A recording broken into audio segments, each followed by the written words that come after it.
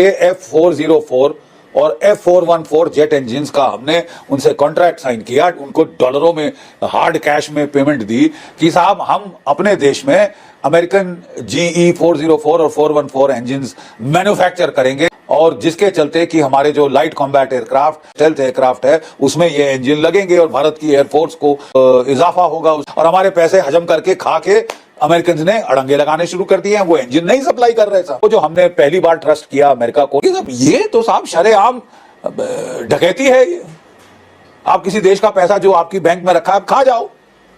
अब ये तो साहब घर का राज है ना साहब।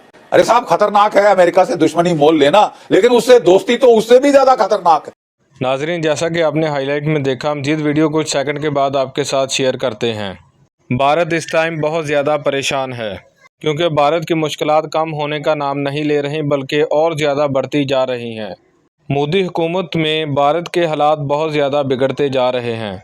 अब एक अहम खबर निकल कर आ रही है कि अमेरिका ने भारत को 5th जनरेशन के तैयारे देने से इनकार कर दिया है और भारत के पैसे भी खा गया है, लेकिन तैयारे देने से इनकार कर दिया है।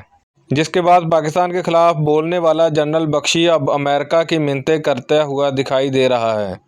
तो चलिए आपको मजीद वीडियो की तरफ लेकर चलते हैं कि भारतीय मीडिया इस बारे में क्या कुछ कह रहा है और जनरल बख्शी क्या कुछ कह रहा है। हमारे पैसे हजम करके खा के अमेरिकन ने अड़ंगे लगाने शुरू कर दिए हैं। वो इंजन नहीं सप्लाई कर रहे साहब। ये तो साहब शरेआम डकैती है। ये आप किसी देश का पैसा जो आपकी बैंक में रखा है, खा जाओ। अब ये तो साहब घर का राज है ना साहब। ये तो विम्सिकलिटी ऑफ द हाईएस्ट ऑर्डर है। मतलब ये वेमनस से तो थोड़ा हद से ज्यादा बढ़ रहा है। F404 और F414 जेट इंजिन्स का हमने उनसे कॉन्ट्रैक्ट साइन किया, उनको डॉलरों में हार्ड कैश में पेमेंट दी कि साहब हम अपने देश में अमेरिकन GE 404 और 414 इंजिन्स मैन्युफैक्चर करेंगे। 80% ट्रांसफर ऑफ टेक्नोलॉजी होगा, और जिसके चलते कि हमारे जो light combat aircraft, advance medium combat aircraft, जो स्टेल्थ एयरक्राफ्ट है, उसमें ये इंजन लगेंगे और भारत की एयरफोर्स को बहुत इजाफा होगा उसकी ताकत में।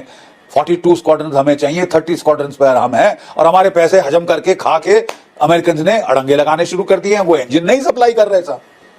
यानी एक जो बड़ा क्रिटिकल क्रूशल आइटम था डिफेंस का, वो जो हमने पहली बार ट्रस्ट किया अमेरिका को, नहीं तो हम केवल ट्रांसपोर्ट एयरक्राफ्ट लेते थे।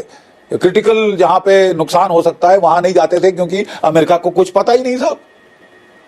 कोई विश्वसनीयता नाम की चीज ही नहीं है। अगर रूस से हमने हथियार खरीदे तो जब भी कॉन्ट्रैक्ट साइन किया उन्होंने डिलीवर किया। फ्रांस, इजराइल, ये सारे और देशों ने जब भी कॉन्ट्रैक्ट करते हैं उस पर ये 16 आने खरे चलते हैं। लेकिन अमेरिका तो अजूबा है साहब। इतना क्रिटिकल इंजन जो आइटम था हमारी डिफेंस के लिए, वो देने से मना कर दिया। और हम अब जाके हाफते हुए फ्रांस से साफरान इंजन और न्यूक्लियर सबमरीन इत्यादि खरीदने की कोशिश कर रहे हैं साहब। क्योंकि वो जैसे हेनरी किसिंजर ने बोला था, it is dangerous to be an enemy of the United States, but it is fatal to be a friend.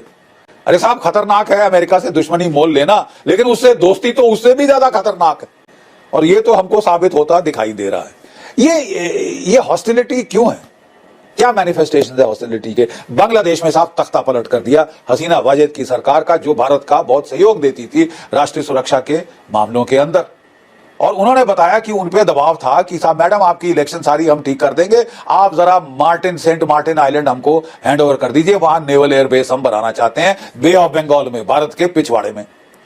आप हमारी मदद करिए कि एक क्रिश्चियन स्टेट बनाई जाए, कुकी लैंड, मणिपुर के बॉर्डर पे। ठीक है साहब।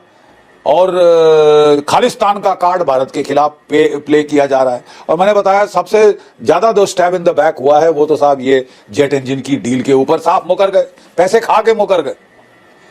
तो साहब ये हैरत है पूरे भारतवर्ष में कि साहब जिसको हम स्ट्रेटेजिक पार्टनर कह रहे थे, दोस्त कह रहे थे, वो हमारे बरखिलाफ ऐसे क्यों वेमनस से क्यों दिखा रहा है?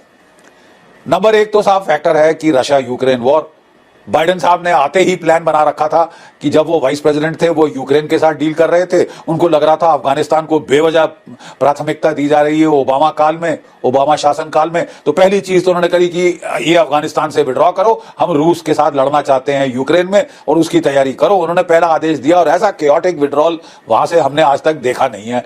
मतलब दुनिया के सामने दुनिया हैरान हो गई जिस तरह से अमेरिका भागा अफगानिस्तान से।